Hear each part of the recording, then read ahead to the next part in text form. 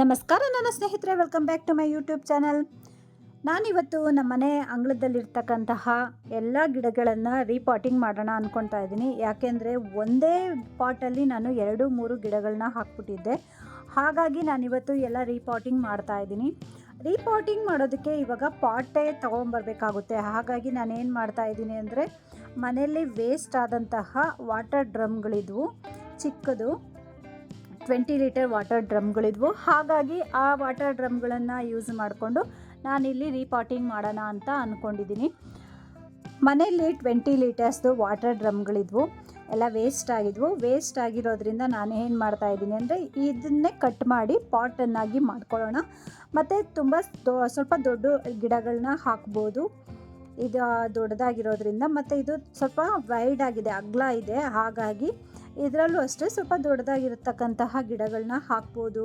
ಮಣ್ಣು ಸಹ ಜಾಸ್ತಿ ಹಿಡಿಸುತ್ತೆ ಅಂತ ಹೇಳಿ ನಾನು ಇದು ವಾಟರ್ ಡ್ರಮ್ಗಳನ್ನೆಲ್ಲ ನಾನು ಕಟ್ ಮಾಡ್ಕೊಳ್ತಾ ಇದ್ದೀನಿ. ನಾನಿಲ್ಲಿ ಒಂದು ಚಾಕುನ ಬಿಸಿ ಮಾಡಿ ನಂತರ ಕಟ್ ಮಾಡ್ಕೊಳ್ತಾ ಇದ್ದೀನಿ. ಇಲ್ಲ ಅಂದರೆ ಕಟ್ ಮಾಡೋದಕ್ಕಾಗೋದಿಲ್ಲ. ಹಾಗಾಗಿ ಬಿಸಿಗಿಟ್ಟು ನಾವು ಇರೋ ಚಾಕುನೇ ತಗೊಂಡು ಕಟ್ ಮಾಡಿದ್ರೆ ಬೇಗ ಕಟ್ಟಾಗುತ್ತೆ, ತುಂಬ ಸ್ಟ್ರೈನ್ ಆಗೋದಿಲ್ಲ, ನೀಟಾಗೂ ಸಹ ಕಟ್ಟಾಗುತ್ತೆ. ಹಾಗಾಗಿ ನಾನಿಲ್ಲಿ ಮೊದಲಿಗೆ ಡ್ರಮ್ಗಳನ್ನೆಲ್ಲ ಕಟ್ ಮಾಡಿಕೊಂಡು ನಂತರ ತಳದಲ್ಲಿ ಹೋಲ್ಗಳನ್ನು ಮಾಡ್ಕೊಳ್ತಾ ಇದ್ದೀನಿ. ಈ ಹೋಲ್ಗಳು ಏನಕ್ಕೆ ಅಂದರೆ, ನೀರೆಲ್ಲ ಹೋಗಬೇಕು. ನಾವು ಹಾಕಿರೋ ಪಾಟ್ಗಳಲ್ಲೇ ಇದ್ದರೆ ಬುಡ ಎಲ್ಲ ಕೊಳ್ತೋದಂಗೆ ಆಗಿಬಿಡುತ್ತೆ. ಹಾಗಾಗಿ ಬೇರುಗಳು ಹಾಳಾಗಬಾರ್ದು ಅಂತ ನಾನು ಈ ಥರ ಮಾಡ್ತಾ ಇರೋದು. ಇಲ್ಲಿ ನಾನು ಒಂದು 6ರಿಂದ 7 ಹೋಲ್ಗಳನ್ನು ಮಾಡ್ತಾಯಿದ್ದೀನಿ. ಸ್ವಲ್ಪ ಹೋಲ್ಗಳು ಜಾಸ್ತಿನೇ ಇರಬೇಕಾಗುತ್ತೆ. ಹಾಗಾಗಿ ಈ ಥರ ಎಲ್ಲ ಹೋಲ್ಗಳು ಮಾಡಿಕೊಂಡ್ರೆ ಹಾಳಾಗೋದಿಲ್ಲ ಗಿಡಗಳು, ಬೇರು ಸಹ ತುಂಬ ಚೆನ್ನಾಗಿರುತ್ತೆ. ನಾವು ನೀರು ತುಂಬ ಎಕ್ಸೆಸ್ ಹಾಕ್ಬಿಡ್ತೀವಿ. ಹಾಕಿದ ನೀರು ಎಲ್ಲ ಪಾಟಲ್ಲೇ ಉಳ್ಕೊಂಡ್ರೆ ಗಿಡ ಬೇಗ ಹಾಳಾಗೋ ಚಾನ್ಸಸ್ ಜಾಸ್ತಿ ಇರುತ್ತೆ. ಹಾಗಾಗಿ ನಾವೇನು ಮಾಡಬೇಕು ಅಂದರೆ, ಈ ರೀತಿ ಹೋಲ್ಗಳನ್ನು ಮಾಡಿಕೊಂಡು ಆಮೇಲಿಂದ ನಾವು ಪಾಟ್ಗಳಿಗೆ ಮಣ್ಣು ತುಂಬಿ ಗಿಡಗಳು ಹಾಕಬೇಕಾಗುತ್ತೆ. ನಾನು ಎಲ್ಲ ರೆಡಿ ಮಾಡ್ಕೊಂಡಿದ್ದ ನಂತರ ಇಲ್ಲಿ ಮನೆ ಬಾಗಿಲಲ್ಲೇ ಗಿಡಗಳೆಲ್ಲ ಇದ್ವು. ಇದೆಲ್ಲ ನೋಡಿ, ಒಂದೇ ಗಿಡದಲ್ಲಿ ನಾನು ಎರಡು ಥರ ಗಿಡಗಳು, ಮನಿ ಪ್ಲ್ಯಾಂಟು ಮತ್ತು ವಾಸ್ತು ಗಿಡ ಎಲ್ಲ ಒಂದೇ ಗಿಡದಲ್ಲಿತ್ತು. ಇದನ್ನೆಲ್ಲ ಚೇಂಜ್ ಮಾಡಬೇಕಾಗಿತ್ತು. ಒಂದೇ ಗಿಡದಲ್ಲಿದ್ದರೆ ಎರಡನ್ನೂ ಬೆಳೆಯೋದಕ್ಕೆ ಸಾಧ್ಯ ಆಗೋದಿಲ್ಲ.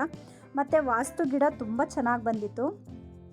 ಒಂದೇ ಒಂದು ಕಡ್ಡಿ ಹಾಕಿದ್ದೆ, ಅದರಲ್ಲೇ ಪಕ್ಕ ಮೊಳಕೆ ಎಲ್ಲ ಬರ್ತಾಯಿತ್ತು. ಹಾಗಾಗಿ ಸಪ್ರೇಟಾಗಿ ಹಾಕಿದ್ರೆ ಇನ್ನೂ ಚೆನ್ನಾಗಿ ಪಾಟ್ ತುಂಬ ಬರುತ್ತೆ ಅಂತ ಹೇಳಿ ಎಲ್ಲ ಮನಿ ಪ್ಲ್ಯಾಂಟನ್ನೆಲ್ಲ ನಾನು ತೆಗೆದಾಕ್ತಾಯಿದ್ದೀನಿ. ಮನಿ ಪ್ಲ್ಯಾಂಟ್ ಒಂದು ಚಿಕ್ಕ ಪಾಟಲ್ಲಿ ಹಾಕಿದ್ರು ಚೆನ್ನಾಗಿ ಬರುತ್ತೆ. ಹಾಗಾಗಿ ಮತ್ತೊಂದು ಪಾಟಲ್ಲಿ ನಾನು ಸ್ವಲ್ಪ ಹಾಕೋಣ, ಬೇಗ ಬರುತ್ತೆ ಮನಿ ಪ್ಲ್ಯಾಂಟ್ ಅಂತ ಹೇಳಿ ಮನಿ ಪ್ಲ್ಯಾಂಟ್ ಎಲ್ಲ ಸಂಪೂರ್ಣವಾಗಿ ಕಿತ್ತಾಕ್ತಾಯಿದ್ದೀನಿ. ನಾನಿಲ್ಲಿ ಕೈಗೆ ಗ್ಲೌಸ್ ಹಾಕ್ಕೊಬೇಕಾಗಿತ್ತು. ಗ್ಲೌಸ್ ಇಲ್ಲದೆ ಇರೋ ಕಾರಣ ನಾನಿಲ್ಲಿ ಕವರನ್ನು ಕಟ್ಕೊಂಡಿದ್ದೀನಿ. ಕವರ್ ಕಟ್ಕೊಂಡು ನಾನೇನು ಅಂದ್ಕೊಂಡೆ, ಮಣ್ಣು ಟಚ್ ಆಗಲ್ಲ, ನೀಟಾಗಿ ಮಾಡ್ಬೋದು ಅಂದ್ಕೊಂಡಿದ್ದೆ. ಬಟ್ ಹೋಗ್ತಾ ನನಗೆ ಕವರೇ ಇರಿಟೇಟ್ ಆಗ್ತಾ ಇತ್ತು. ಏನಿರು ಡೈರೆಕ್ಟ್ ಕೈಯಲ್ಲಿ ಮಾಡಿದ್ರೇ ತುಂಬ ಚೆನ್ನಾಗಿ ಅನ್ನಿಸ್ತು. ಹಾಗಾಗಿ ಸ್ವಲ್ಪ ಹೊತ್ತಾದಮೇಲೆ ನಾನು ಕವರೆಲ್ಲ ಕಿತ್ತಾಕ್ಬಿಟ್ಟು ಮಾಮೂಲಿ ಖಾಲಿ ಕೈಯಲ್ಲೇ ನಾನು ಎಲ್ಲ ಪಾಟಿಂಗ್ ಮಾಡಿದೆ. ಈಗ ಮಳೆಗಾಲ ಆಗಿರೋದ್ರಿಂದ ತುಂಬ ಮಳೆ ಜಿನಿ ಬರ್ತಾ ಇರೋದ್ರಿಂದ ಪಾಟ್ಗಳೆಲ್ಲ ತುಂಬ ನೆಂದಿದ್ವು. ಹಾಗಾಗಿ ಮಣ್ಣು ಸಹ ಹೊರಗಡೆ ಮಣ್ಣು ತೊಗೊಂಡು ಬಂದಿದ್ದು, ಅದು ಸಹ ತುಂಬಾ ಒದ್ದೆ ಇತ್ತು. ಮಿಕ್ಸಿಂಗ್ ಮಾಡೋದೆಲ್ಲ ತುಂಬ ಕಷ್ಟ ಆಯಿತು. ನಾನು ಎಲ್ಲ ಮಣ್ಣುಗಳನ್ನು ಮಿಕ್ಸ್ ಮಾಡೋದು, ಆದರೂ ಪರವಾಗಿಲ್ಲ ಮಾಡಿ ನಿಮ್ಗೆ ತೋರಿಸೋಣ ಅಂತ ಮಾಡ್ತಾಯಿದ್ದೀನಿ.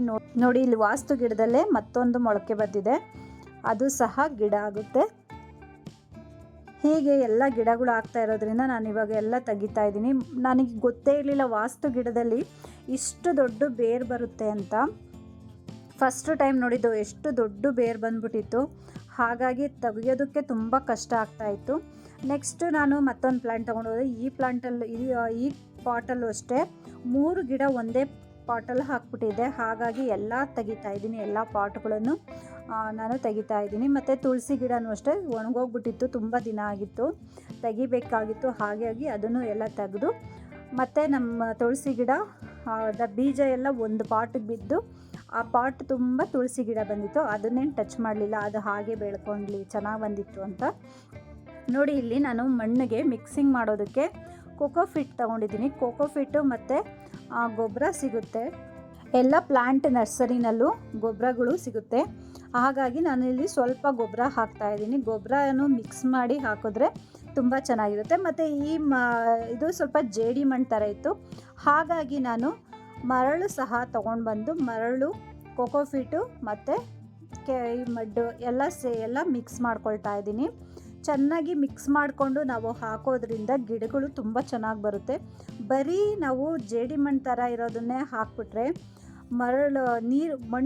ನಾವು ನೀರು ಹಾಕ್ತಾ ಮರಳು ಗಟ್ಟಿಯಾಗಿ ಕೂತ್ಕೊಂಡ್ಬಿಡುತ್ತೆ, ಬೇರು ಹೋಗೋದಕ್ಕೆ ಜಾಗ ಸಿಗೋದಿಲ್ಲ. ಹಾಗಾಗಿ ಫಸ್ಟ್ಗೆ ನಾವು ಮರಳು ಜೊತೆ ಮಿಕ್ಸ್ ಮಾಡಿ ಹಾಕಬೇಕು.